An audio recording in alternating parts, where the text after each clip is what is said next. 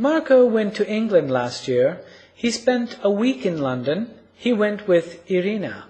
They saw the British Museum and Buckingham Palace and Westminster Abbey and Big Ben.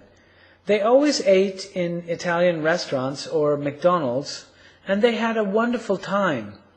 The weather wasn't bad, but they had a little rain in the first 2 days. Francesca went to Spain last year. She spent a week in Barcelona. She went with Kim. They saw the church of the Sagrada Familia and La Ramblas and the Picasso Museum. They went dancing in a different discotheque every night, and they had a wonderful time. The weather was perfect, but it was a little hot. Luca went to Greece last year. He spent 3 days in Athens. He went with Marie. They saw the National Museum and the Parthenon on the Acropolis. They went to Mykonos and went swimming every day. They had a wonderful time. The weather was great. Barbara went to America last year. She spent a week in New York. She went with Ben. They saw the Statue of Liberty and the Empire State Building and the Museum of Modern Art. It was hot and very humid, but they had a great time. Barbara wants to go back to New York again next year, but not in August. Frank went to Turkey last year. He spent a week in Istanbul. He went with Terry.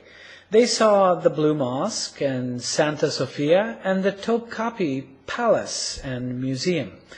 They bought some beautiful Turkish carpets and they had a wonderful time. The weather was fine except for the day they went out on the Bosphorus in a boat. Elena went to France last year, to Paris. She went with her credit card. She saw the Eiffel Tower and the Louvre Museum and Notre Dame Cathedral, and she did a lot of shopping. Shopping, shopping, shopping.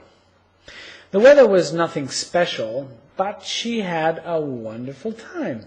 She spent a week in Paris, and she also spent 1,500 euros. Doug and Melanie go to the cinema every Sunday evening. The cinema, there's only one in the village, and they go there every week. There's one show on Friday and 2 shows on Saturday and Sunday. On Monday morning, Doug always phones Melanie to talk about the film they saw the night before. Actually, he phones her every morning at 8 o'clock to tell her how much he misses her. "I really miss you, Melanie."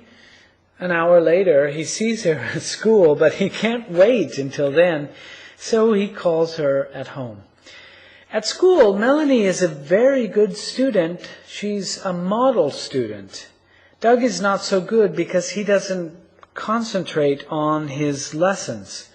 He spends all day thinking about Melanie. Then, after school, he goes to Melanie's house, and she helps him with his homework. At 6 o'clock, when it's time to go for dinner, Doug is very unhappy. He's miserable. He wants to cry. Just imagine, no more Melanie for the next 15 hours. How can he live without her? Of course, he phones her after dinner, and they talk for a couple of hours. I don't know what they talk about, but, well, you know. Now, Melanie likes Doug. She likes talking to him, but sometimes he's a bit obsessive.